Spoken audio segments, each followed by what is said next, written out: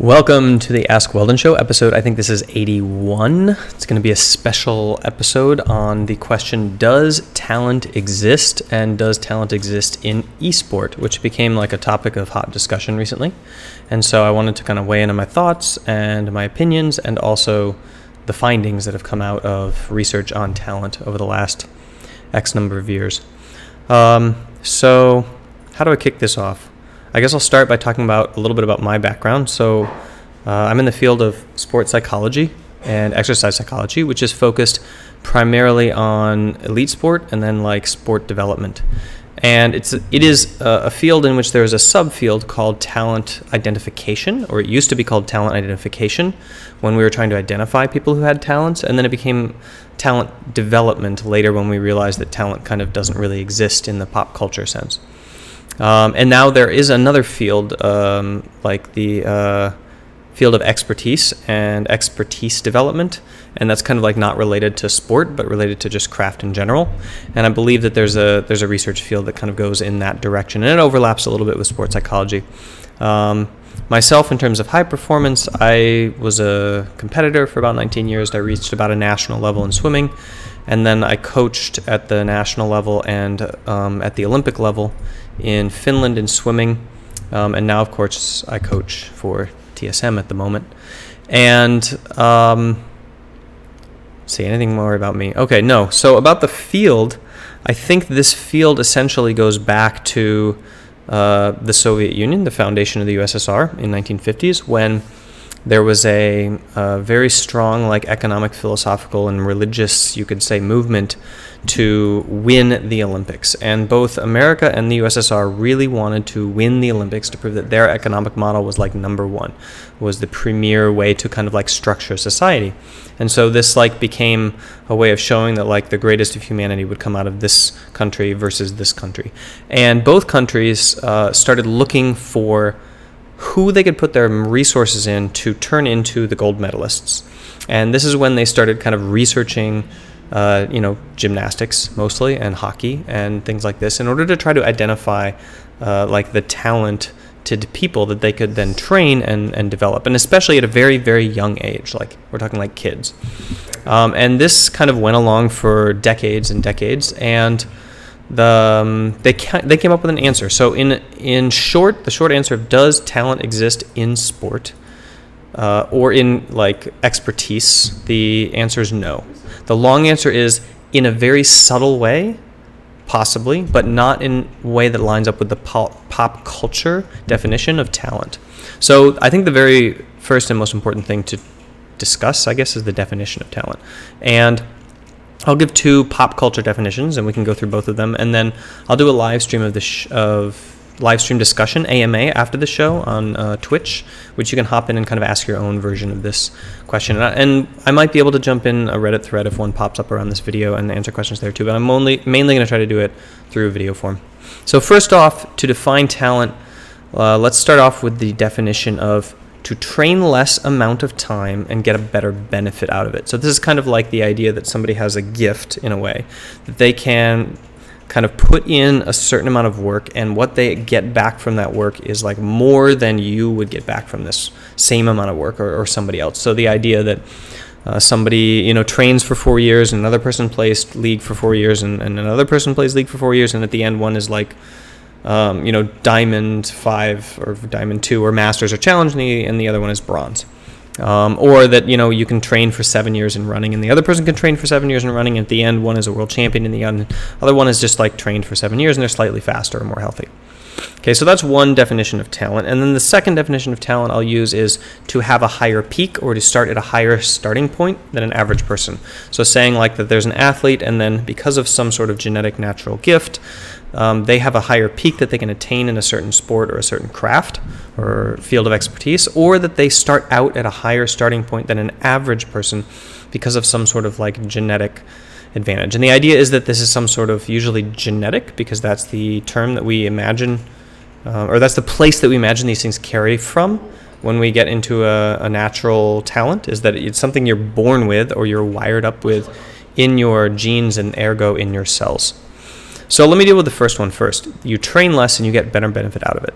So this has not been found to be the case in basically the following fields with some canon research. So there might be some other research I'm not aware of that kind of like lightly touches on it in other fields, but if we're talking about canon research, so research that basically like followed people longitudinally across time and measured many different variables up to and including genetics in a search for this kind of like phenomena that you could train less amount of time but get more benefit out of it. It was not found in chess, violin, Go, which is like the Chinese version of chess, you would say. It's kind of like usually how it's defined. Hockey, not so much in running, although I'll talk about that in a minute. American football, gymnastics, mathematics, track and field. So I think probably the most famous studies are in violin and in chess. So this was, I believe, a study conducted by Anders Ericsson, who's one of the premier and foremost researchers in the field of development of expertise outside of sports psychology. And in the violin study, if I'm recalling this correctly, they essentially they tracked violinists from the time they entered a very famous conservatory up and then followed them to when they became like essentially entered their careers. And they also asked them about their life and investigated their life kind of and their family life going back as far as they could. And essentially what they found was that the level at which you entered the school, so you'd enter as like somebody specializing in teaching or as a prodigy who's going to go on to become a amazing violinist, that the only delineating factor between those two classes was amount of time that they had spent in deliberate training. And now violinist, or the field of playing violin, is a very good field to do this research in because the training techniques were very universal, and especially in the country where they were researching this, there was like a very set way of becoming a world-class violinist. So it was deliberate practice, and it was taught always the same way, usually, and by expert kind of teachers, usually, because you would always hire a violin instructor if you were serious about it. And there was a kind of a set, understood way that humanity had for like how to become the best violinist in the world. And so because it was well established, we could say that the training was more or less kind of equal across the field. And what was found was what was expected, that the delineating factor was the amount of time spent training. And then afterwards, when they looked at the people that had gone on to become the most supreme violinist, it was just simply correlated with time and no other factors. Time spent training deliberately. And the same was found in chess as well. And you could reverse the argument, and that's what a lot of people did. And they said that essentially, were there any other variables that we could use at the beginning to predict who would make it to the top of these fields? And essentially no other variable was found that would predict the person who would make it to the top of the field at the time that they were developing. So when you're looking for like, person who has higher IQ, or a person who has chess is a very interesting one actually, because it was shown that IQ kind of mattered in the initial uptake of the game, but then like at the highest level, grandmasters and people who perform at the highest level in chess actually had kind of on average a little bit lower IQ than people who were at a lower level than them. And the assumed causality there is that they were just more likely to train more because they were less intelligent, and so they felt like they needed to train harder and longer than other people, and so they did so and thus became better. But that it wasn't actually necessary, like at the same level. So in child chess playing up to like a certain ranking, it gave an advantage, like IQ gave an advantage for like kicking it off. But then in terms of, and we really don't know, like there's so many co-founding variables there, we don't know if it was because that these people had also like incorporated other strategy or other mathematic or visuospatial skills into their awareness or not, things that like they could have essentially picked up in other areas of life, or if it actually is correlated. But then at the adult level and going upward, IQ had really no relevance, except that it seemed to hinder people from actually putting in the amount of time that was necessary to become a grandmaster. Now, in the running case, there's this like training less and getting better benefit, there's the case of VO2 max, meaning that the genetic determination of your VO2 max is pretty set. So if you have a genetically higher VO2 max, you will test at that higher rate after a certain amount of training. You'll like normalize up to it. So let's say you're two couch potatoes and you each train for like a half a year. You'll reach your genetic like potential or your genetic average for VO2 max, and then you start training. So then at that point, essentially, the amount of training that you do determines how high you can get, and VO2 max really doesn't, like your starting point for VO2 max doesn't really have any relevance to like how fast or how good you get, because your VO2 max raises artificially with training. But then let's say you take a break for like a year and drops down. Then when you start training again, the person with a higher innate VO2 max will get back to that point sooner than the person who has a lower innate VO2 max. But as far as like the cap level able to be achieved by both training humans, it was found to be basically similar across a large population. So VO2 max, maybe you train less but you get a better benefit, like if you're taking a break and then restarting. Okay, second argument, or second definition of talent, that you have a higher peak or you start at a higher starting point than kind of your average human.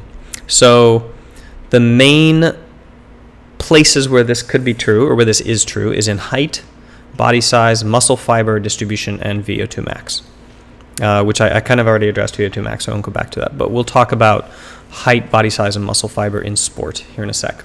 So given there has been plenty of research in different various sports like gymnastics, American football, track and field, pretty much all the track and field things, and running, and basketball. And the only place where statistically you had a higher chance of becoming a professional paid athlete based on height and body size was in basketball, North American basketball. And it was essentially like if you have a 2 centimeter above average height, if you look at the bell curve of people who are like average height, and you look at the bell curve of people who are NBA pro players, it was at like a 2 centimeter higher average. But that only displayed your ability to become a paid professional at the sport, not who would reach the peak in that sport, which then basically hits like a bell curve distribution of height that is the same as kind of in the normal average pool of people, you would say. So yes, if you are higher, if you're taller as a human being, you have not a much better chance, but a slightly better chance of becoming paid to play basketball, but you don't really have a higher cap. Or at least all research that has ever been conducted in basketball has not shown any distribution of brilliance at the top to be relevant, to have your height as a relevant factor. Meaning that for every like tall basketball, superstar, there's somebody who's like shorter who's also a superstar. And if you put all those people together and you look at the bell curve, it's the same distribution as in the average population plus 2 centimeters up. Distance running, however, particularly for a specific tribe in the Rift Valley in Kenya, and for sprint running, more of the west coast of Africa and then the Caribbean, where many of the slaves from the west coast were kind of like dragged off to, have been studied as far as like their muscle fiber density of 2 different types of muscle fibers. And what was found was very interesting. The west coast was studied. So if you're from the west coast of Africa, you probably have a higher density of like sprinting muscle fibers essentially in your in all of the muscles in your body. But it won't necessarily grant you a higher starting point or a higher ability than other people in your speed sprinting.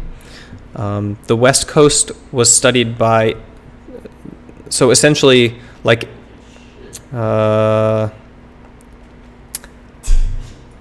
it was the number of sprinters. So although a larger number of like people from the Caribbean became sprinters, this is most likely cultural, since it affected places in the Caribbean where the culture was racing and sprinting. And if you look at like the West African countries, which have the same inherent advantages and also the same speeds, like potentially, they didn't really match because the training techniques were so different in both regions. And so what was essentially like statistically uncovered was that it was the training technique difference in in the Caribbean countries that makes the biggest difference in the sprinting talent that comes from that region, both in the cultural and in the training technique. And so when those training techniques were brought to other countries, or when they were refined and then brought back, you would see increases of speed in other populations, such as in the west coast of the United States, in Stanford and some of the other sprint development schools that have produced Olympic sprinters. What they found was that the trading of techniques quickly brought everybody up to the same statistical levels of performance and speed. And that's most likely because humans were not naturally selected for speed. Therefore, even though that you have a higher density of muscle fibers, it's really hard to create running speed out of those because the human body isn't really designed to run fast. If you look at tigers, for example, where you have this springy spine and 4 feet on the ground for lots of traction, clearly designed for speed, then you can see that their muscle fiber differences between two male tigers might make a difference in terms of peak speed. But in the humans, because of the configuration of our muscles on our skeleton and the fact that training technique makes such a huge difference, and then your recruitment of your muscles depends completely on your brain. So no, there's been no genetic advantage in terms of sprinting, although muscle fiber content was found. Now in marathon running, that's probably a little bit different because first of all, in this entire region of Africa, there is a higher number of marathoners. And so they went there to find out if there was a genetic advantage. They found out it was, again, cultural and training technique related, except for this one particular tribe in the Rift Valley, by which, of course, there are other tribes also there that didn't have this advantage. But in this tribe, they had higher densities of the aerobic muscle fiber, you could say, and also a higher distribution of this tribe in the peak levels of performance in marathon running. Although they don't always hold the peak positions in the world, so they're beat out by other nations and other people. So we don't really know if there's a higher potential or not because they don't always hold the highest spot in the world as far as speed goes. But if you look at marathoning, you could say that because we were essentially naturally selected for this particular movement, that it probably makes sense that there's a bell curve for distance running in the human population.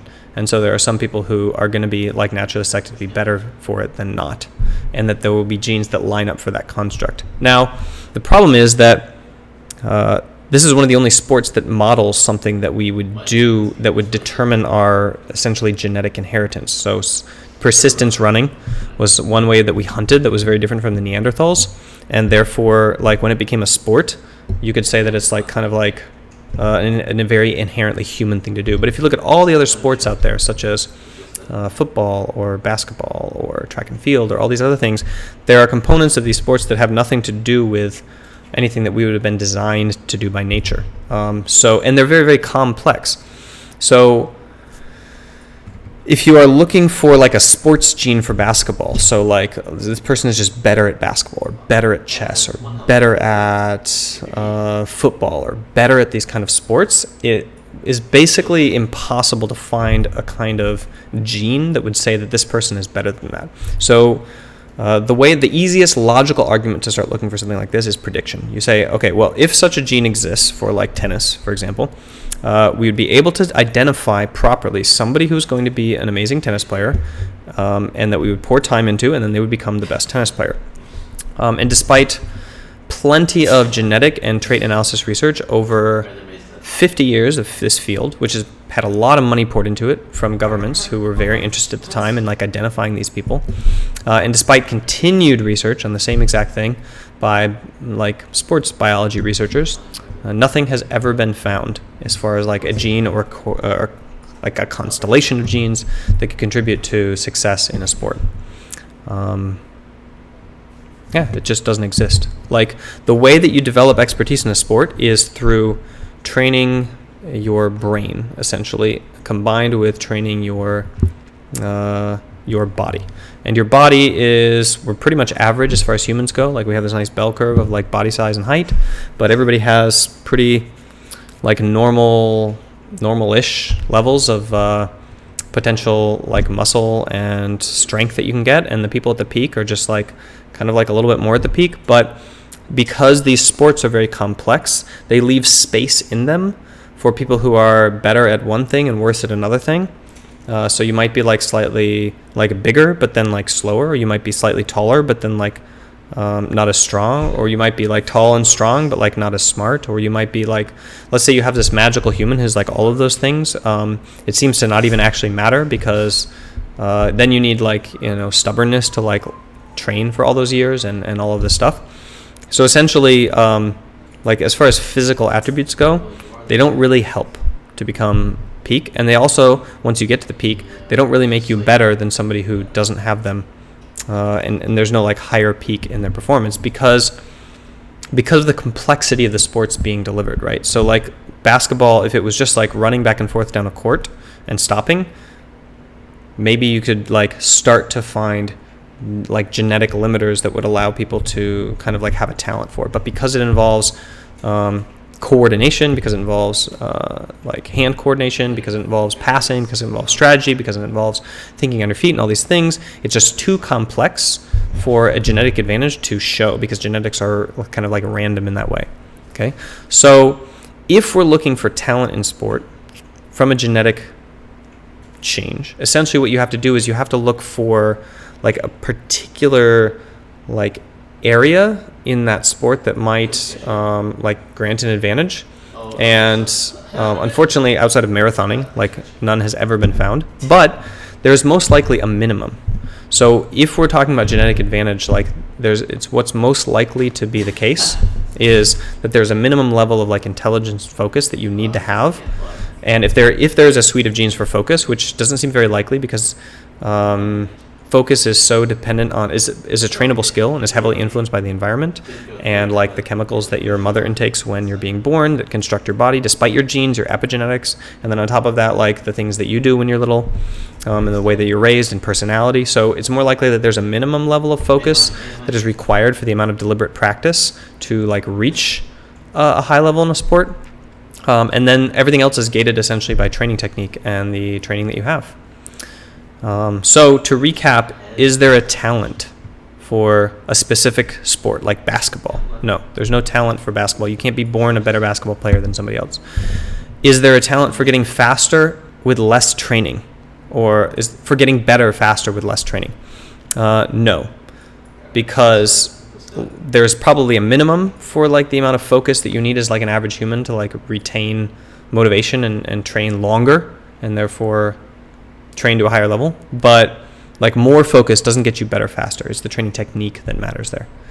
Is there a talent for starting off in a better place? Probably not. Yeah. Aside from maybe like IQ being a little bit better for kicking things off, but like we don't know how much of that is like actually the measure of intelligence versus experience with various other kinds of strategy games, or like just critical thinking or logic-based thinking that your parents kind of put you through.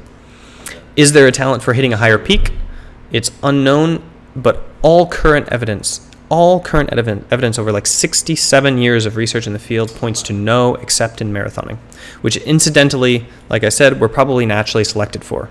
One of the few sports we actually do that matters, or that's like simple enough that it like fits in with our genetic prerogative in terms of our history, human history. For general attributes such as intelligence and focus, is there a talent? Kind of.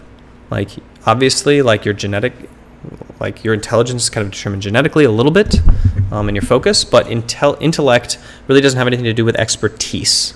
Okay, like I said, chess players at the top level have lower intellect than measurable intellect than other people, because expertise is the development of a visuospatial pattern, or like a visual representation in your mind, which is why like, advanced chess players can like see all the boards in their head when they're playing, because they've committed to long-term memory a bunch of like representations of skill. It's why when like Kobe Bryant sees a basketball flying towards his head, he catches it, and when you see a basketball flying towards your head, you don't, because he has a visual representation for that visual stimulus input, which like is wired directly to his muscles and causes that reflex. Okay, and these reflexes are trained. So yeah, is there a talent for like general attributes as intelligent focus? Kind of, but it mostly serves as a minimum. So at the top end, the classification completely breaks down, and you see a nice little bell curve distribution of like the average population at the top in pretty much any sort of like expert sport. So does talent exist in esport? This is a very interesting question. And the answer is No. Reaction speeds are pretty average in this sport. So if you look at like the reaction speeds required and delivered, it's like well within human capability, all along the bell curve. And what's important is the reaction to a pattern or a mental representation of like how you're going to react to a certain like thing that you see on the screen. And if you were to research esport athletes, you'd find probably the same thing as in Olympic shooters, which is a field that I'm familiar with. And you would find a bell curve of reflex speed. So meaning that like if you hit the hammer on the knee and you have a reflex, or if you like have a dot on the screen, you have to push a button in response to it, which actually technically is not a reflex. I got to point out that it's a response to a stimuli, so you can train it and get faster doing that. But anyway, if you look at just straight up reflexes where you hit the knee and the stimulus travels to your brain and it goes back and it makes your knee jump, and you measure that distance, what you would see is probably the same as in shooters, which is there's a bell curve. So like everybody kind of fits in at the highest level, because what matters is the trained reaction to stimuli, which is a speed that you train. So you're slower to dodging an Ezreal Q if you have not trained it, and you're faster at dodging an Ezreal Q if you do train it. What about intelligence? Probably it's a faster start because you probably have done like strategy-based things to like activate that intelligence in the first place. But I would say it's probably disadvantaged at the top end, since that would model like the fields of chess and Go, which are highly strategic kind of like board-based sports, where adult grandmasters are found, like I said, to be average and less intelligent than others, which probably led them to practicing more, or actually did lead them to practicing more, which led them to becoming better. So yeah, there's a really great book written by Anders Ericsson on this topic, and he is one of the premier researchers in, I think, like expertise development, which I think most applies to esport. If you're looking for sport research, I can link a lot of the like premier studies in the search for talent when the field was talent identification, and then a lot of our research that we do nowadays on talent development, because that's what the field has become. Once we discovered there was no talent, we started doing research on talent development. And Finland is a really interesting case because it's a place where they're researching the like play, and what they found out was that in Finland, there's like a very high density of Olympic performers, and they're trying to figure out how to create more Olympic performers while having a smaller amount of population. So we have a country of like, say, 4 to 5 million, I think, or maybe 3 to 5 million. I think it's like 4, yeah. And they want like more Olympic performers, and so they need to like essentially like train a lot of people, and from that like they'll get kind of like peak performers, and then they can kind of push them through to the Olympics. And what they've found is they're basically researching like early specialization versus like diverse specialization. So the thing we know, of course, is that since there is no talent, it comes down to training technique and drive, training technique, and focus. And so what they're trying to decide is like, is early specialization worth it? Or are there other benefits gained by diverse specialization and then later specialization? And they've looked at like the different ages that people specialize in sport and the success rate that they're able to have. And they found that in some sports, early specialization is necessary. Like in swimming, unless you early specialize, you're never going to reach like a global level, because the human male body essentially like peaks at the age of 26 mentally and physically in terms of its like development. And so you want to get in as much training by then as possible to kind of catch up with everybody else who's doing the exact same thing. And so early specialization in a sport where like swimming, where injury rates are very low, means that you can like train more and more and more at it, and the more time that you train, of course, the better you get at it. And so Finland actually has like an Olympic swimmer now this year. I got to train him. Or not this year. I think actually this year and 4 years ago. I got to work with him when I was on the Olympic training coach team, and or when I was on the team with the Olympic training coach. I was training Paralympic swimmers, and then we also got to go to the national ranked, or the nationals, and I got to work with him with the main squad as well. And then they look at things like hockey, where they're like, okay, is it better to like play hockey year round, or is it better to let them like play soccer in the summer and hockey in the winter and things like that and specialize? And they found a really strong argument or evidence for play as a way of developing like kind of like diverse physical talent and the ability to learn, essentially, the ability to learn and activate your neurons in like more and more patterned ways and to pick up visual representations faster. And what they found is that while you get to a higher level, you get to a higher level with early specialization at the same age as somebody who would then the same age than somebody who would be diverse. If you start at a certain time with diverse play and then you start training and you actually get to the same level as the early specializer faster than the early specializer, because you learn a lot more about learning and you have like a stronger kind of base kind of programming built up from having a diverse kind of play thing. And also it turns out that when you specialize later, you determine more of your own destiny. Like you're kind of more choosing to all in on it, and because of that your drive is higher. And since we know that it's training technique combined with your drive, which drives your focus, that really determines like peak levels of performance, having a higher level of drive by having agency in the decision and then like applying that drive through good training technique and being incredibly motivated and focused every single time you come to the table leads to faster development of these mental representations or like wired up reflexes that cause sport expertise. Ergo, they have like faster pickup of elite skills and hopefully like higher top end at the top too. But Finland's an interesting place because they do a lot of longitudinal studies, so studies of like people for decades at a time, and so it's one of the few countries in the world where you can kind of see these effects taking place. So yeah, that's why there is no talent in sport, and it's been like it was an interesting question decades ago when people were trying to kind of find these talents, and I think that the answer is really fascinating and very uplifting. And I think that I have a quote here from Anders Ericsson actually that I wanted to read. My computer went to sleep, so I have to wake it up. But I think it's a shame that this is true. This is what he says. It is one of the most enduring and deep-seated beliefs.